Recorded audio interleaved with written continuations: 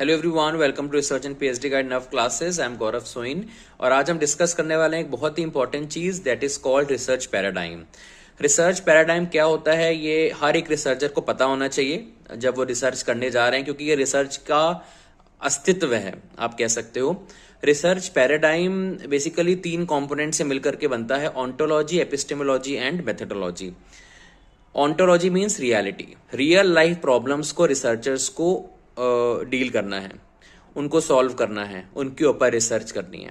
तो ऑन्टोलॉजी बोलता है रियलिटी को देखो, रियल लाइफ प्रॉब्लम्स को आप सॉर्ट आउट करो, उनके ऊपर आप रिसर्च करो and come with a result, right. दूसरा है आपका एपिस्टेमोलॉजी। किसी भी चीज को आप करने जा रहे हो, रिसर्च करने जा रहे हो, आपके पास उसकी नॉलेज होनी चाहिए। कोई भी चीज करने जा रहे हो, उसकी नॉलेज आपके पास नहीं है, वो चीज बिगड़नी ही है। तो ये बोलता है एपिस्टेमोलॉजी कि आपको रिसर्च की नॉलेज होनी चाहिए, उसके बेसिक्स पता होने चाहिए, टाइप्स ऑफ रिसर्च, वेरिएबल्स और जो भी हम पढ़ते हैं रिसर्च एप्टीट्यूड में, ये बोलता है हमको एपिस्टेमोलॉजी। थर्ड आता है मेथडोलॉजी। हर एक चीज को करने का, हर एक कार्य को करने का एक तरीका होता है, एक मेथड होता है। ऐसे रिसर्च करने का भी एक मेथड है। You have to first of all select the title, then you have to move towards the introduction part, then literature review, then you have to find out the research gap, फिर research methodology.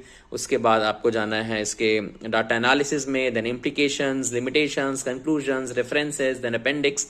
तो ये एक तरीका है, एक method होता है जिससे आप रिसर्च कर सकते हो। तो इसी मेथड को आपको फॉलो करना है अपने रिसर्च को प्रेजेंटेबल बनाने के लिए, अपने रिसर्च को लिखने के लिए। तो ये होता है रिसर्च पैराडाइम। ऑन्टोलॉजी, रियलिटी में रहो, रियल लाइफ प्रॉब्लम्स को सॉल्व करो। एपिस्टेमोलॉजी, उस चीज का ज्ञान लो पहले उस चीज को करने के लिए। एंड मेथडोलॉजी, उस मेथडोलॉजी को आप फॉलो करो जिससे आप एक रिसर्च पेपर डिजाइन कर सको, right. Thank you so much.